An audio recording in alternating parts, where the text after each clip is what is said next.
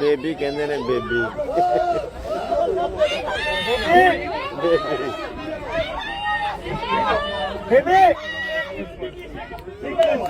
दुनिया 50-50 साल की है, 14 साल में ये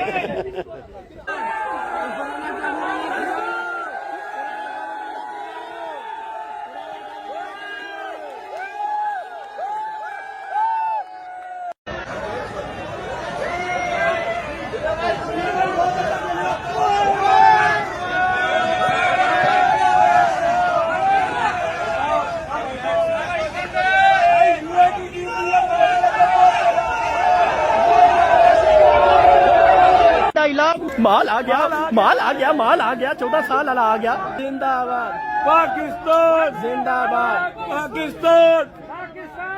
वैभव, Vaibhav, Vaibhav, I love you, I love you Vaibhav. आय हाय क्या चीज है।